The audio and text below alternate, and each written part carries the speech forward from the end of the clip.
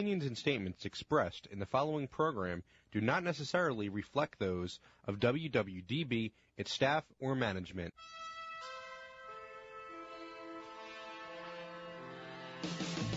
You are listening to In the Know with David O. Informative, substantive, intelligent talk radio on 860 AM WWDB. And now, your host, Philadelphia Councilman David O.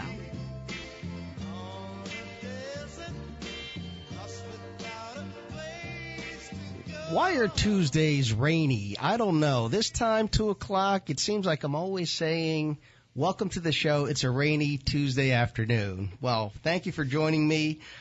We have some fantastic guests today, starting with our featured guest, multi-platinum singer, recording artist, Vassy, who right now has got a song which is number 15 on the Billboard dance charts, Nothing to Lose.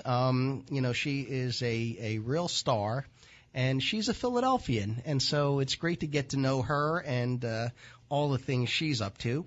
Another star is our spotlight guest, Jayeda Pugliese. She's a fifth grade teacher in Philadelphia, and she is a Milken Educator Award recipient, which is the Oscars of teachers. And so that is really a wonderful designation for someone who is dedicated to teaching. And I think it will be fascinating to get to know her a bit and what she does. And then if you've never heard the story of the Four Chaplains, you will hear it from Christine Beady, who is the executive director, and will answer one of our questions, which basically is, who are these four chaplains? You know, I've heard of the Chapel of Four Chaplains. I thought there were four chaplains running the chapel, right? But no, there is a whole story behind the good works that the organization does, and so we will get to that in just a minute. Let me thank our sponsor who brings this show to us, along with our other advertisers, Weinerman Pain and Wellness. Thank you very much for supporting this program. It is an informative radio show that tries to bring substantive issues and decision makers and people with experience and expertise to you, the listeners. And I hope you'll find this time worthwhile. If you recall, last week we had an exciting show. Kendall Conrad, a young woman who is making her mark in music, particularly country music, and she is the 2016 winner of the PHL Live Center Stage People's Choice Award. And she was did a couple of songs for us as well. And then we heard from just a tremendous gentleman. If there's anything that could be done in the military, he's done it. Colonel retired Tim Williams, former Green Beret, Army Ranger, Jump Master. He was the Group Deputy Commander of 5th Special Forces Group, the Director of Operations of Special Operations, Central Command, and so many other things. But now, spending his time and his leadership in this region to help those who served. He's the Executive Director of the Philadelphia Veterans Multi-Service Center, Tim Williams. And then we heard from Evan Malone, Dr. Malone, who is the founder of NextFab, where you can actually make it yourself. So if you ever had an invention, and it seems like a lot of people come up with inventions and ideas, and I remember I would think of some things, but hey, after you thought of it, there's no way to actually make the darn thing, but now you can for a very affordable membership. You can go to NextFab and you can make it yourself, or you can have someone there make it for you. And there's these great inventions, or, we're talking about Jay Leno who's got all these antique cars, and sometimes he's missing a piece, and they'll use a 3D printer to make it. And, Jayeda Pugliese bought a couple of 3D printers for her 5th grade class. And, the technology and the knowledge of it is so important. And so, NextFab is another wonderful entity. So let me start this show with Jayeda Pugliese. Let me tell you a little bit about her. She's a 5th grade teacher of science and math at Andrew Jackson School. She's STEAM-focused, science, technology, engineering, arts, and math.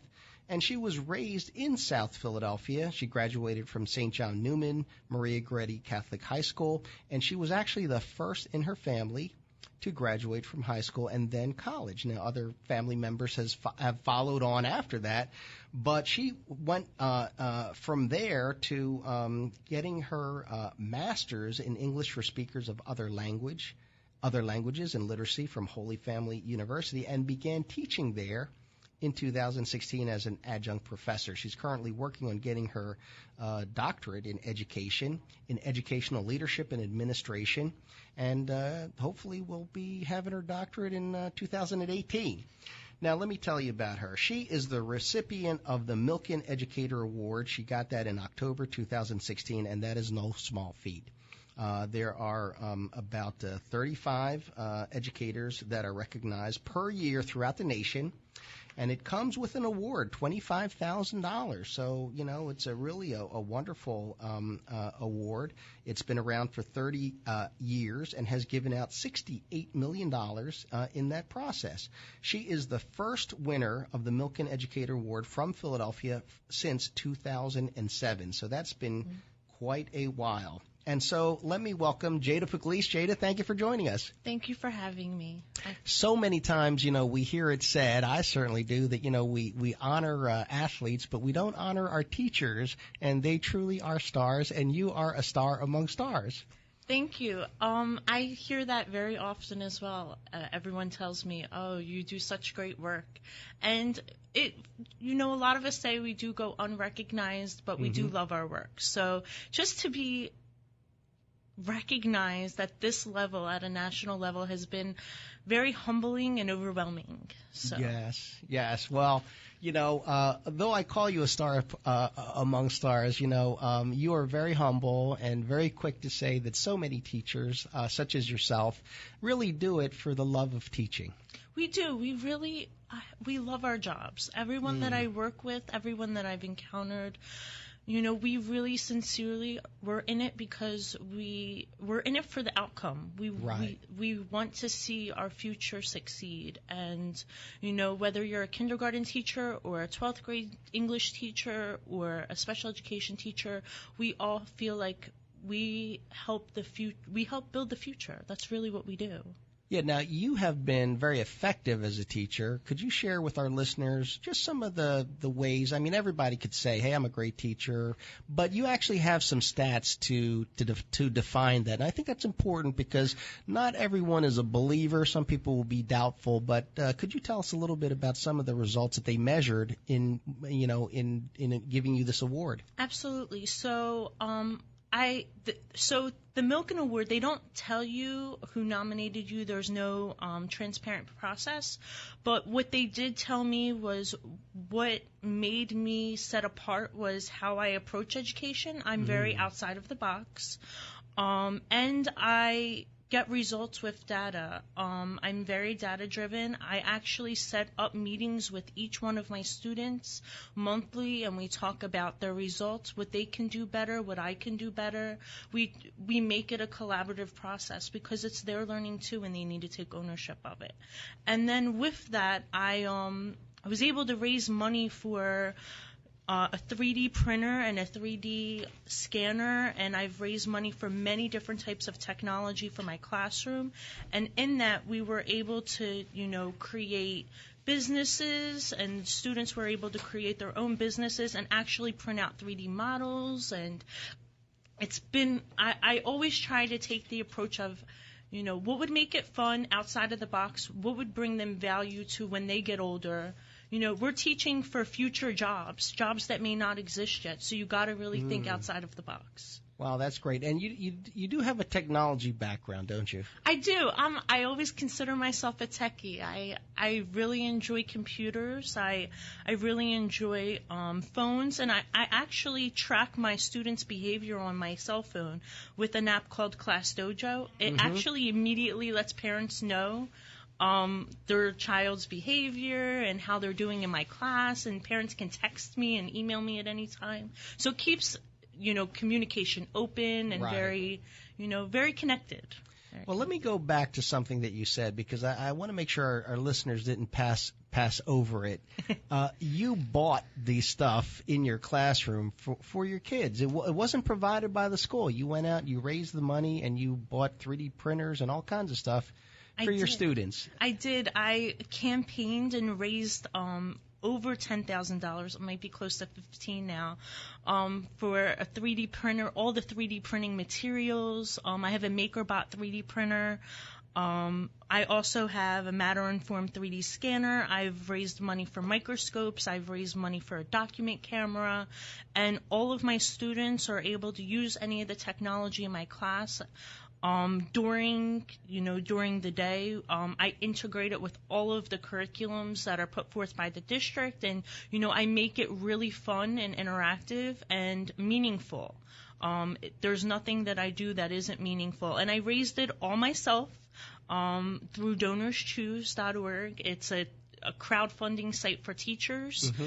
And, I got a lot of very generous donations throughout, the course of the years that I've been there, and it really helped, it really helps bring to life, mathematics and science and engineering, and it really helps the students get a physical grasp of what science actually is and what mathematics actually is. It's actually a real thing.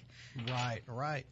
Now, it is very challenging to teach. I mean, I have 4 little kids, and ages 9 to 2, and that's a handful. Now, 30 kids, that's a whole other story, trying to keep them attentive and engaged and not just watching, a cartoon or something, but actually learning. And so, you really felt that, you needed to have these resources to be able to teach them and to benefit them.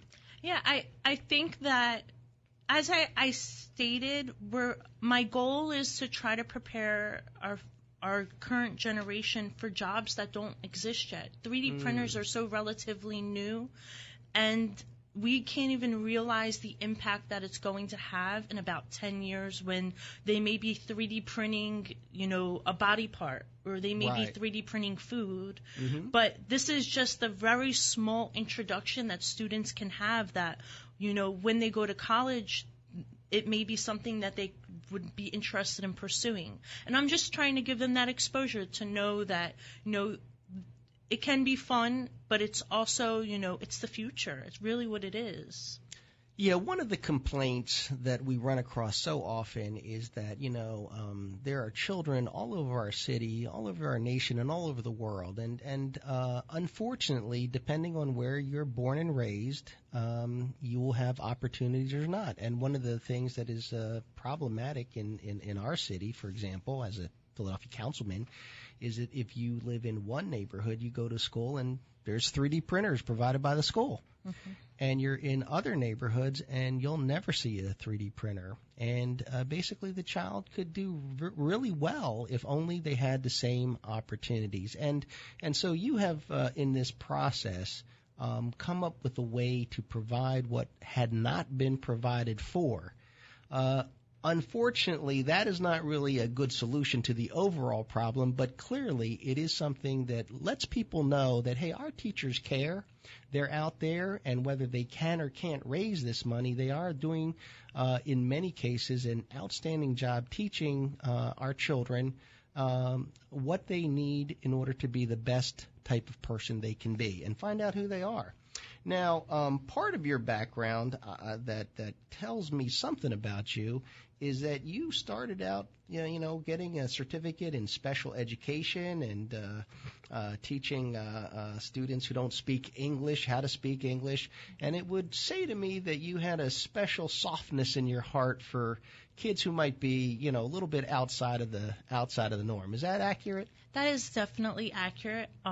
So I am hearing impaired, Mm-hmm. and I actually am, as I've gotten older, it's gotten progressively worse. But when I was younger, it was a struggle for me to learn. And it was I felt like I had to work twice as hard as my peers. Right. And I felt, in high school, I felt that, I really should probably go into education. I love learning. I love working with children. It might be the right calling for me. And then the more that I worked in special education, the more that I realized this is the right thing for me. And I graduated from Holy Family University. I got my degree in special education and elementary education, and I started out as a special education middle school teacher. And I loved it. I loved every minute of it. I worked in resource room setting. I pushed in to classrooms and supported teachers that way.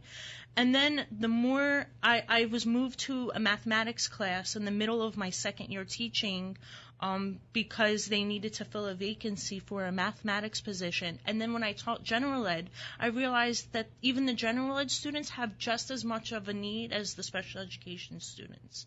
So I always worked, this is at Andrew Jackson School is the first time I worked in South Philly. Prior to working in South Philly, my entire career has been spent in North Philadelphia. So I spent a lot of time working in very diverse neighborhoods, Hispanic and African American, and working with populations that really don't speak English, that they may be special ed and not be able to speak English. Right. So it just worked out that my background really helped me as a teacher. And I guess I use all of my background and my experience now at Andrew Jackson because we are an extremely diverse school with over 30 languages, and, we do have special education students there, but I'm able to service them. Wow, that's great. Again, for those who are tuning in or might not have heard, I am speaking to Jayeda Pugliese. She is a fifth grade teacher at the Andrew Jackson School, a public school in Philadelphia, South Philadelphia, and she is the recipient of the Milken Educator Award, a very prestigious award given to 35 educators per year throughout the entire nation. And she is the first Milken Educator Award recipient from Philadelphia since 2007. And so, certainly a wonderful model to let people know that, there are some great people out there. They care, they're teachers, and they're doing a wonderful job for the students here in Philadelphia. So thank you very much. Before you leave, I want to ask you to tell our listeners if they want to give a helping hand to your cause with your students, where can they go? So you can search me on donorschoose.org. If you type in Jayeda Pugliese, which you can find me on Twitter or the Milken Family Foundation, Jayeda Pugliese on donorschoose.org. I will be posting a project to raise money for my students in my classroom for another piece of technology.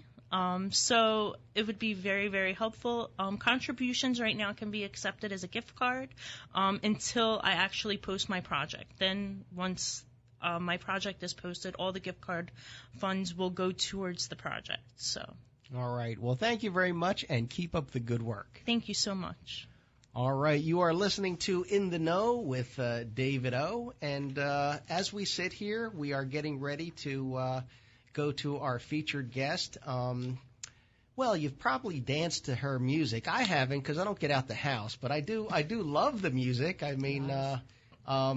And she is a multi-platinum recording artist. She is a real star, and her name is Vassy. We're going to get into a bit with Vassy, but stay tuned because we are going to a commercial break, and we'll be right back in a moment. You are listening to In the Know with David O. Informative, substantive, intelligent talk radio on 860 AM WWDB. Today's broadcast is brought to you by the Philly Labor RX Injured Workers Pharmacy Network, featuring PPC Pharmacy, First Choice Pharmacy, and Precision Scripts, providing injured workers with premium products and services from the point of injury through the entire healing process. The Philly Labor RX Pharmacy Network cares about injured workers. Think of all the purchases you need to make this holiday season. Gifts, food, travel, and everything to make the season brighter. Well, we've got a card for that. At American Heritage Federal Credit Union, our Platinum MasterCard gives you buying power, a great low rate, and rewards too. With no annual fee, it's the perfect holiday and everyday credit card. Apply for yours now at cardforthat.com or call 888-553-1234. American Heritage Federal Credit Union. We've got a card for that. My friends, this is Joe Kraus. You've heard me on Philadelphia radio now for over 20 years, and you know I don't often endorse products or people. unless they are real game changers. I want to tell you about Weinerman Pain and Wellness, located in Center City, Philadelphia. And at the end of this short personal endorsement, I want you to consider Weinerman Pain and Wellness. If you are recovering from an injury, if you or a family member has been diagnosed with a disorder that has stopped you in your tracks, or if you're like me, determined to learn about wellness while getting yourself prepared to stay healthy so you can enjoy the blessings of your family. Remember the name of this warm and caring location, Weinerman Pain and Wellness. Why should you consider Weinerman Pain and Wellness? Because they are who you expect them to be. Weinerman Pain and Wellness on the web at WeinermanPainandWellness.com. Weinerman Pain and Wellness, located at 100 South Broad Street, just south of City Hall. Call Weinerman Pain and Wellness at 215-988-9503. That's 215-988-9503. Call today.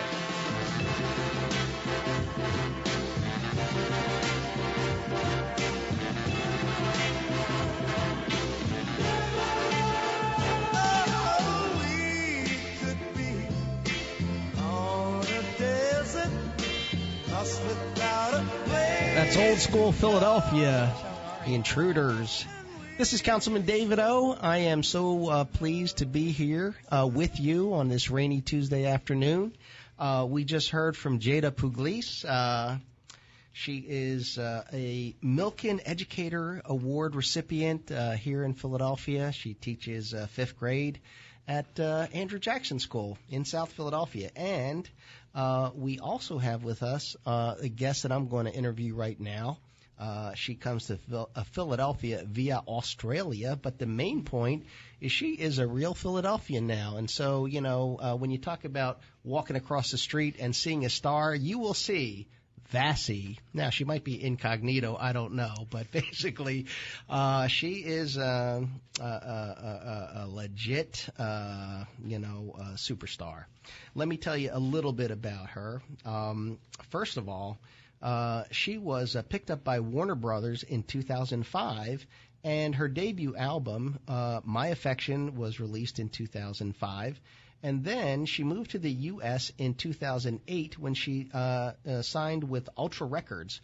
Her sophomore album, Beautiful Day, came out in 2012. We Are Young, the single, topped Billboard dance charts, making her the first Australian to be #1 on a debut solo single. Her song Bad in 2014 was with David Guetta and Showtek, and it was a 7-time double platinum record with or song with over 600 million views on YouTube, and won the International Dance Music Award for Best Featured Vocalist Performance. Another song, Secrets, in 2015 with Tiesto, has 130 million views on YouTube and was on top of the Billboard Club charts, earned International Dance Music Award for Best Electro Progressive House Track, International Dance Music Award for Best Featured Vocalist Performance, and now in 2017, but really we just got here, so in 2016, her song Nothing to Lose with Tiesto as a standalone single, #1 on U.S. Dance Chart Radio within the first 3 months of release, top 10 Billboard Dance Mix show charts, and is currently number 15 on Billboard Dance Club Song. Her 2016 album, We Are Young, is out, and she does a lot of philanthropy and other things. But, as I said, you will get to see her every now and then walking around Philadelphia because she's a Philadelphia. And so with all that acclaim and all that stardom and all that talent, here is Vassy. Welcome to the show. Thanks for having me. Well, thanks for being on. And not just that, but, you have been someone who has come to Philadelphia and not only continues with your global success as an artist, but also participates in a lot of charitable things here in Philadelphia. And so let me get into a little bit about this. How did you end up deciding that you wanted to pursue a career in music? I always knew from a young age, but I wasn't encouraged. And so I got a late start. I had to go and get a degree and, do something a little bit more traditional, like it was a degree in architecture. So But it was just a calling. I always say music chooses you. You don't just wake up one day and say, "Oh, I'm going to be an artist." It's something that you know instinctively. Right. Wow. I'm gonna stop back and go back because you were not encouraged. So many times we hear about artists and they were encouraged, but you were not encouraged, and you ended up pursuing a whole other career. And then what happened? How was it that music chose you? Well, I knew from the age of 8 because when I was kicked out of school choir, I was told, there's many stories I see evolving here. I was told I don't have what it takes, and then that was like the pinnacle moment for me to prove them wrong, which is something I like to do.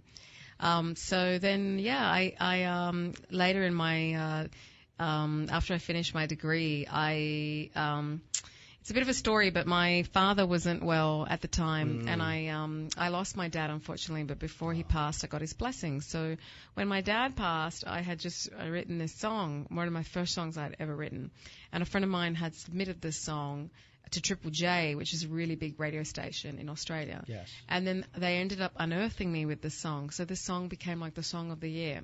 And I got a phone call from the morning show, and I thought, my brother-in-law was playing a joke on me. And so because I was in a sort of a depressed place, having lost dad and that. Yes. But anyway, I ended up, it was for real, it was legit. So they flew me to Melbourne because I'm from Darwin, which is the very cool part of Australia, up north, the rural part. Okay. And we recorded a professional version of it, and then from there I was signed to Universal, which then ended up going into Warner's. So it just happened like that, and then my career took off. I instantly had a very successful career in Australia, and then of course my dream was always to expand my wings and move to America. After hearing Autumn in New York by Billie Holiday, I then had this romantic idea of, pursuing my dreams here. So, well, it's been a very steady climb for you, hasn't it?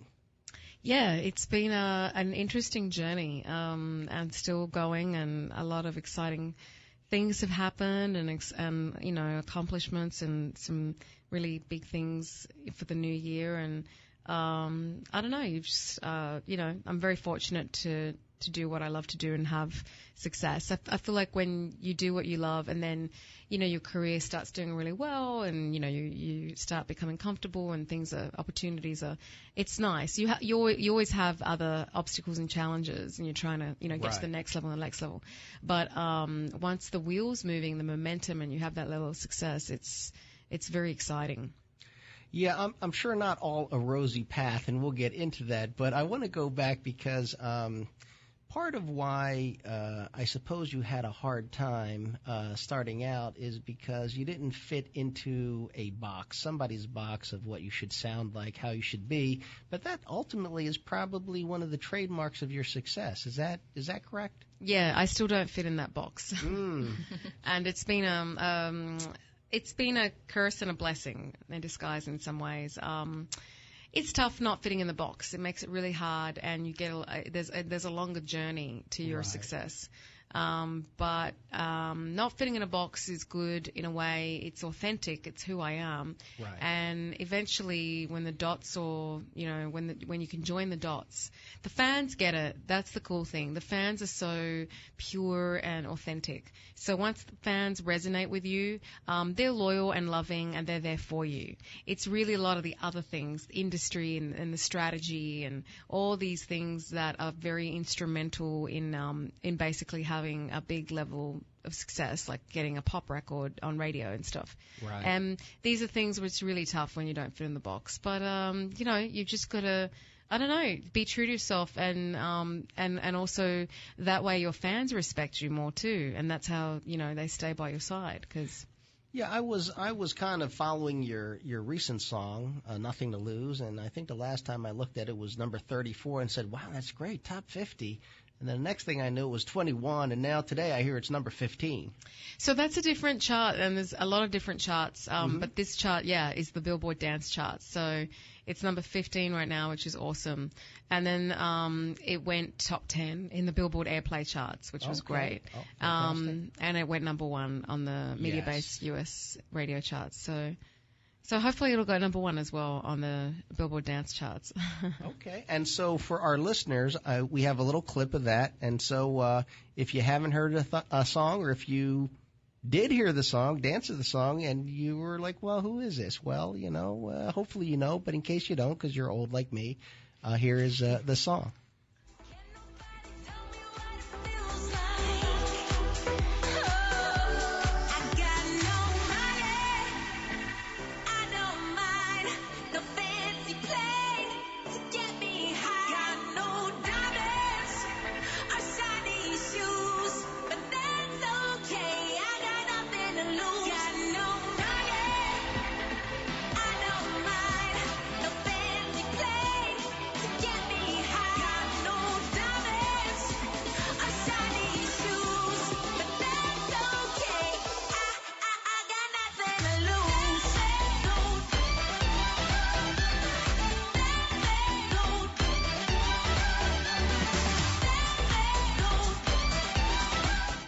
Okay, so for those who are still dancing, I'm sorry we had to cut that off, but you heard that song. You've been out there, and so let me ask you this. I mean, here you are. You've got some really well-known songs, and people know them. They dance. I've seen videos.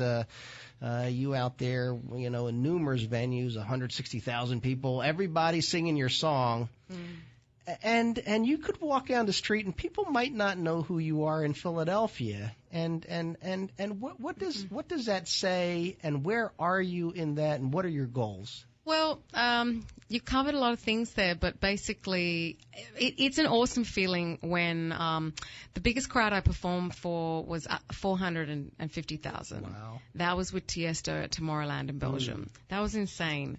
But anyway, in performing in front of 1,000 to, 100,000 to 400, it's just such a sensorial experience. I can't explain it. It's a freaking good feeling. Yeah, well, I can imagine. That's all I can say. And then to hear the crowd singing your lyrics, when you write this song, whatever, while you're doing laundry or something, or so domestic, or in the studio, and then you just see people around the world that have embraced your lyrics, and it becomes their anthem.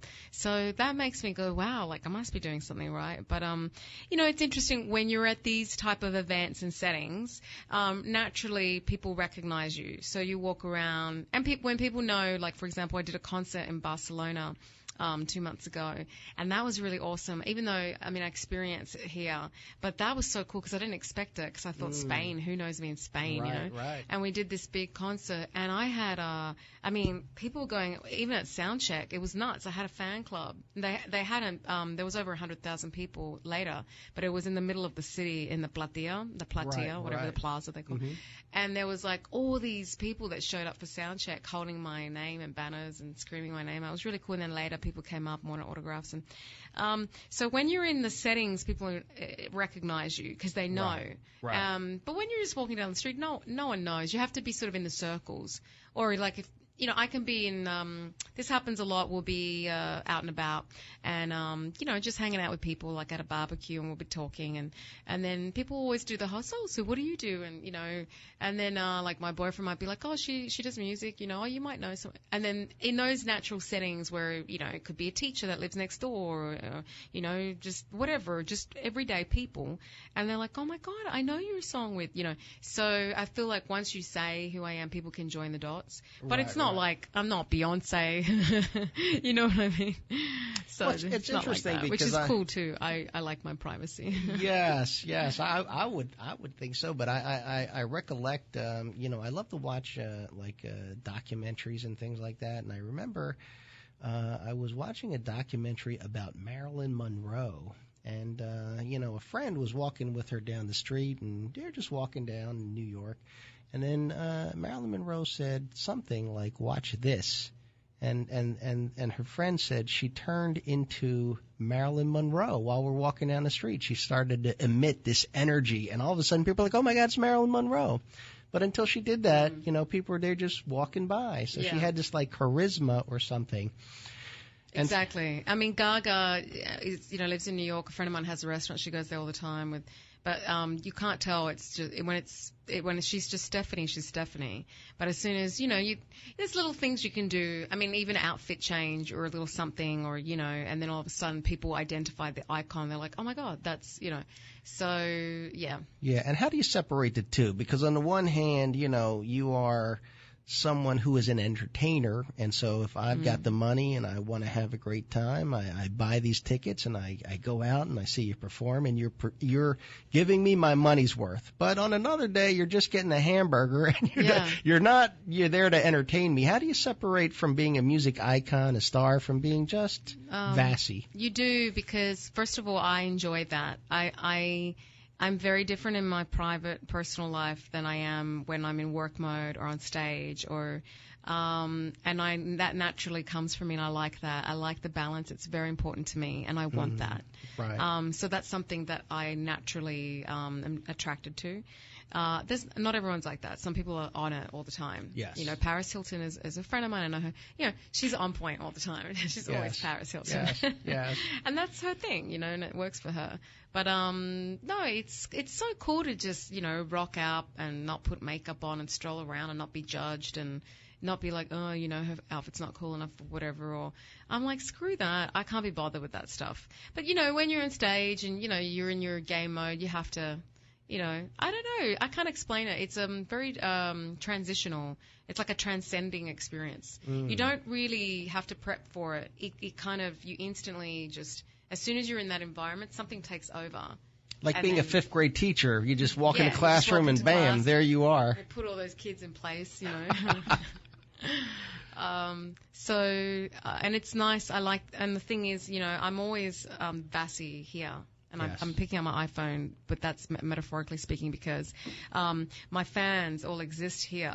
So all my social platforms, they get to see Vassy. Right. But they also like to see the everyday Vassy, and I try to give them a little bit of that. And that's actually one of the things that helps them connect. So every time I do a Facebook Live or I do Instagram Live and stuff, and I'll just show them natural settings. Like I was at a barbecue the other night, and there was a bunch of kids.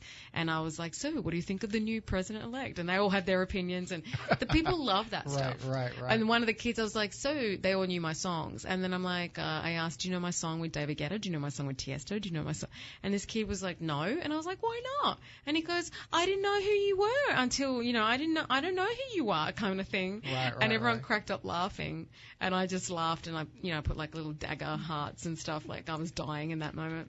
But my fans all know me, so they all had a really, good, I can just laugh at myself, and it's cool, it's humor and just down to earth. Like. For our listeners, where can they learn more about you? Where can they kind of get up to date on what you're doing? Well, everything is just Vassy, so Vassy on everything. So Facebook, Twitter, Instagram. But I'm performing this Saturday actually here in Philadelphia. Yes. For Hair of the Dog with Lil Wayne and Dylan Francis. So that's going to be really exciting. And I have a new record coming out late January, which I'm really excited about. Tell us about it. It's with Afrojack, and it's going to be a pretty cool record. So we're just trying to finish it up right now. We've gone back and forth a little bit on changing some stuff. So I'm really excited about this year. I have some really great collabs in the works, some great concerts, and a couple of other interesting things that I'm going to be working on. So it's going to be a good year. I'm really excited about it. Well, it looks very promising. Now, can you tell us some of the challenges that you've had to face and overcome these past couple of years? Well, I would say, there's a few things, but being a woman in the business is tough. It's a bit of a boys' club. But, as tough as it's been, it's kind of worked in my favor a little bit too. So I just say that because there's truth to it, but it hasn't affected me as much as maybe for others. But, just not fitting in the box and not being a typical package that people understand. The industry has shifted so much now. So things aren't the way they used to be. And unless you're like this, 16-year-old that, you could tick all the boxes and they just get it and they sign you and, you have to lay out all the work and deliver pretty much everything. And has that been your career? Because you said you got a late start. Have you had to kind of lay your own tracks? Yeah, and I did do that, and it's kind of been really cool, actually, because by being an entrepreneur and being the producer and the writer and the artist and being involved in a lot of the business side of stuff, not deliberately, but because you kind of have to, you learn a lot, and you cultivate great relationships, and people really admire and respect it, and they're not used to it. But after a while, I think if you do it gracefully, because, when you're the artist, there's supposed to be the mystery and all this stuff. So if you're kind of an artist that's involved a lot, and people don't realize this, but, people like Nicki Minaj and J-Lo and Beyonce, and even though they have a whole team, which they have to, but they're very involved in their business affairs. So these are all behind the scenes stuff, but they're right in there with their managers. I mean, it's their bosses all the way, and you have to be a boss. You have to be a real boss. It's great. And that's why I've been in a really good position to mentor and, inspire and motivate a lot of people, particularly the youth, to kind of empower them, with these things that I wish I had from a younger age. Or I think I had it, but maybe someone to help me carve it. And just kind of like, you can do this, and these are the possibilities, and take, So if I had a little bit of that, I maybe could have progressed quicker or something. I don't know. Right. But these are the things that I like to pass down to, a lot of people, whether it's in detention centers through music workshops, whether it was volunteering for 3 years at the Aviva Safe House, which is a safe house in LA and Hollywood for teenage girls. I've worked with, drug abuse victims, people, that have addictions. I've worked with kids off the street in Skid Row. I mentored the Playground of Dreams for 2 years, and I taught these kids how to go into a big studio at Paramount where Michael Jackson used to record, and teach them how to use the studio and record. And we had 20 kids recording my song. It was really cool. So I get to do all sorts of things like that, which is extremely rewarding. Yeah, and let me mention that you also helped us with PHL Live Center Stage this year, which was fantastic for us because that is a music initiative to help artists here in Philadelphia, and you coming on as a co-host and performing some of your hit songs was really a great contribution to that whole effort. Thank you. I had so much fun. It was so cool, and it's really amazing what you do, and actually, there's nothing else quite like it. I mean, really, it is the only event in Philadelphia to acknowledge all the local artists, musicians in the city, and thanks to you for putting on such a wonderful event. The recognition, the sense of accomplishment, people feeling proud, encouraging them, and that only helps, not only in their careers but the communities around everyone that won that night and didn't win. There's a sense of positivity, and it allows people to keep, dreaming. So you give that to the community, and I think it's wonderful. So I was honored to be part of that. Well, thank you very much, but I think there's a big difference between me doing something and you doing something, at least for the public and the artists. And so what a thrill for them to have you there, and, whatever genre of music, it's super exciting. In these last few minutes, can I just ask you, for people who want to support you and really want to kind of get into what you're doing and kind of meet you on the road to success, where should they go? What should they do? I would really love for you guys to two things that I would love is just follow me on Instagram and Facebook or Twitter, but Instagram is a good one, just at Vassy, Vassy. And the other thing I'd love is I've just put out an album literally about a week ago, and it's an acoustic album of all my big dance EDM hits. So it's basically very stripped down versions of my big hits with David Guetta and Tiesto with just me and guitar. Wow. So if you go to Spotify and you just search me, Vassy, it's the new Unplugged Vassy album.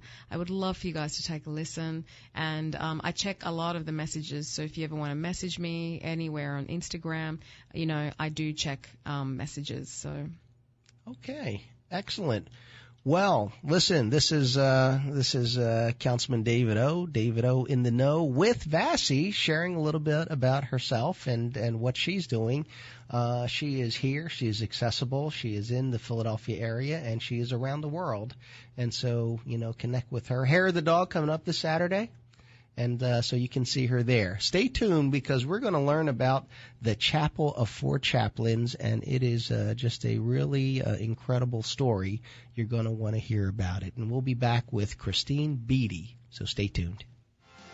You are listening to In the Know with David O. Informative, substantive, intelligent talk radio on 860 AM WWDB. Today's broadcast is brought to you by the Philly Labor RX Injured Workers Pharmacy Network, featuring PPC Pharmacy, First Choice Pharmacy, and Precision Scripts, providing injured workers with premium products and services from the point of injury through the entire healing process. The Philly Labor RX Pharmacy Network cares about injured workers. Think of all the purchases you need to make this holiday season. Gifts, food, travel, and everything to make the season brighter. Well, we've got a card for that. At American Heritage Federal Credit Union, our Platinum MasterCard gives you buying power, a great low rate, and rewards too. With no annual fee, it's the perfect holiday and everyday credit card. Apply for yours now at cardforthat.com or call 888-553-1234. American Heritage Federal Credit Union. We've got a card for that. My friends, this is Joe Krause. You've heard me on Philadelphia radio now for over 20 years, and you know I don't often endorse products or people unless they are real game changers. I want to tell you about Weinerman Pain and Wellness, located in Center City, Philadelphia. And at the end of this short personal endorsement, I want you to consider Weinerman Pain and Wellness. If you are recovering from an injury, if you or a family member has been diagnosed with a disorder that has stopped you in your tracks, or if you're like me, determined to learn about wellness while getting yourself prepared to stay healthy so you can enjoy the blessings of your family. Remember the name of this warm and caring location, Weinerman Pain and Wellness. Why should you consider Weinerman Pain and Wellness? Because they are who you expect them to be. Weinerman Pain and Wellness on the web at WeinermanPainandWellness.com. Weinerman Pain and Wellness, located at 100 South Broad Street, just south of City Hall. Call Weinerman Pain and Wellness at 215-988-9503. That's 215-988-9503. Call today. Introducing the YMCA. What, you already know the why? Or so you think. Sure, you know the why for a swim, a workout, even a game of hoops. But did you know we're more than that? We're a cause. When you take your jump shot at the Y, someone else is getting job training. Take a cardio class, while kids are in an after-school enrichment program. Practice your downward-facing dog as a teen practices her leadership skills. That's the why.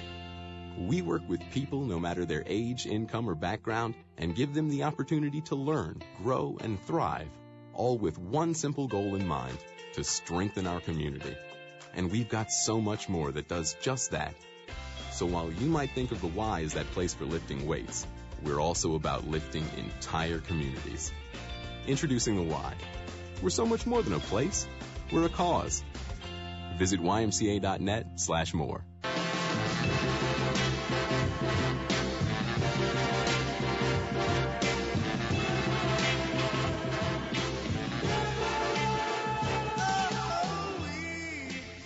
Thank you for joining me. This is David O, and you are in the know.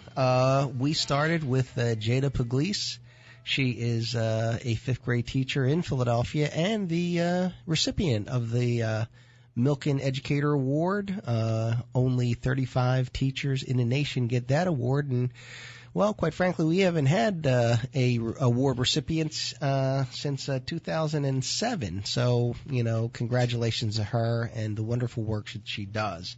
And still in the studio here is Vassy. She is a multi-platinum recording artist and entertainer who is known globally. She was just talking about one of her concerts in Barcelona, and you know, it's a great thing when you have 400,000 people mouthing the words of the song that you wrote while you perform it. But for me, as a Philadelphia councilman, let me say that I'm just thrilled that she's here in Philadelphia. She's so accessible, and she does a lot of charitable stuff. And you can see her this Saturday at the Hair of the Dog. She'll be performing there and out and about in and around our city. So please follow her, Vassy, on all the social media. She has I believe, a new CD coming out this year. Exciting project. And now for our question, because every week, we let the listeners ask a question, and this question is rather simple. If you ever heard of the Chapel of Four Chaplains, you may wonder what it is. And to be honest, I've heard of the Chapel of Four Chaplains. I just thought it was a chapel that had four chaplains. But to tell us the real story, and it's an incredible story, is the executive director, Christine Beady. Hi, David. How are you? Oh, doing great. Thank you for joining us, and thank you for answering this question. Thank you so much for having me. First, I just wanted to say it's truly a pleasure to be here with other women in the studio. As Vassy mentioned, you deal with so much of a men's arena in so much that we do, being recognized as a woman in an executive position and being able to tell what we do and enjoy every day of what we do. And including Jay, who teaches, and I commend you because I've substitute taught numerous times, and I always am paired up with a special needs student, and you have to understand that teaching a student, every student is different. So, and teaching them differently is a key. So I feel like I do that every day with the group of veterans and different individuals that we deal with every day. But it is truly an honor to be here, so thank you. No, thank you. Now, you do some great work, but underneath that, there's a driving kind of story behind all the good work that's done. And so could you tell our listeners about the Chapel of Four Chaplains? So since we're on time crunches, as we usually are, the Chapel of Four Chaplains began out of an event in World War II. So the four chaplains were aboard the USAT Dorchester in World War II, and it was on its way to Greenland from Staten Island and about 80 miles off the coast of where they were going to set up facilities and help out with the war. The ship was torpedoed by a German U-boat. So within the first 20 minutes, the ship sunk. But during the sinking, there was 902 members aboard the ship, and they were all military personnel and a few civilians going over to Greenland, and only 230 of them survived that night, and it was on February 3rd, 1943. So you can imagine the icy waters of the Atlantic in February, right after midnight, dark waters. They were being escorted by a fleet of Coast Guard cutters. But what they did, the significance behind it, is that these four Army chaplains, as the ship was torpedoed and going under, they went up on the deck of the ship and they were giving out all these life vests. And once all the life vests were exhausted, they took off. They literally looked at each other and without a word spoken, took their four life vests off and gave them to the next four in line. Wow. And then they locked arms on the deck of the ship, prayed in their respective religions, and continued in prayer to calm the men, and then they perished with the ship. So the organization began from those four family members of those four chaplains. And we started in the basement of the Baptist Temple, which is now the Temple Arts Center up at Temple University. We are now located at the Philadelphia Navy Yard. We operate the former Navy Yard Chapel. So when you say the Chapel of Four Chaplains, it's run by four chaplains. We are technically the spirit of them. However, the building represents the 902 members that were on that ship. So out of the 230 that survived, we are thankful to have one living survivor still with us. He lives in the Michigan area, but we also represent those 672 who perished. So in the building, we have 5 bronze plaques that list those members who died. So for those families, our building operates as their cemetery. And those 5 bronze plaques operate as their headstones. Right. So there is a physical place for these surviving family members to go. Yes. To remember their loved ones. And we do. We get people nowadays that will come in throughout the year. They just want to sit with their family members' names. They want to etch them with pencil and paper off of the stone. And it is an amazing organization. And we deal with so many veterans. Being a World War II institution, you can imagine, it's unfortunately a dying breed, a fastly dying breed, and we're trying to get the young communities to get involved, to understand what that service stands for. So the 4 chaplains stand for that community service, that self-sacrifice that they gave of themselves. Right. And the significance behind it is that there were 4 different religions. Right. So you had a Catholic priest, a rabbi, Protestant, Methodist, Reformed, all stood together. Right. And out of the 230 survivors, we have about 221 accounts of their stories, and they all will tell you the same thing. Mm-hmm. They never spoke a word. So they didn't think about, I have a wife at home, or I have family at home, or, I need to be home. They did what they felt their higher power wanted them to do. So they gave their best and sacrificed themselves. And thankfully, we're committed. We have all of the 4 family members committed to us. And our biggest thing is we honor them every year on February 3rd here in Philadelphia. So we're excited about that. So, I've seen that a lot of your programming and your work is around that whole theme of being selfless and giving. But as you said, the big event, and this one is going to be on Friday, February the 3rd, 2017, at Anthony's Caterers, which is 2401 South Swanson Street here in Philadelphia. And you have a Humanitarian of the Year award being given. We're not going to say who it is, see that? But tell our listeners, how can they support this work, and how can they get tickets, and where do they go? Well, the exciting thing, I just want to acknowledge something about this banquet really quick. It is our 49th annual banquet. So this year we have the Chief of Army Chaplains, Chaplain Major General Paul Hurley, coming up from the Pentagon. He runs the entire, United States Army Chaplaincy Corps, and he will be our keynote speaker this year. That's very fantastic. exciting. Took us several months to get, legal from the government to approve him to be here, to be with us. They will be Facebook living from the event this year. So we're excited about that because his whole platform is the 4 chaplains. So that's selfless service, that community involvement, which is exactly, Vassy, what you do every day, is that commitment to someone else other than yourself and your career. And the same thing with you as a teacher, really thinking outside of the box and always being there. So to get in. Well, you know what? That is the number one question that people say to us is, if you were put in that same position, would you do the same? And I deal with people from all walks of life. I mean, we're a non-denominational chapel. We're open to the public, so you can rent the building, which is huge for us. It helps us with our operations of the foundation. And a beautiful chapel it is, yes. Absolutely beautiful building. We love it. Free parking. Free parking. Yes. So there's never an issue. That's why our brides absolutely love it. I always say don't be there when the sun goes down, because there's definitely a few spirits that you can have conversations with sitting in a pew. But it is a beautiful, beautiful building. But you can reach us at the chapel. We are on Facebook, Twitter, Pinterest as well. And it is the Chapel of Four Chaplains, or the Four Chaplains Memorial Foundation. So we operate both.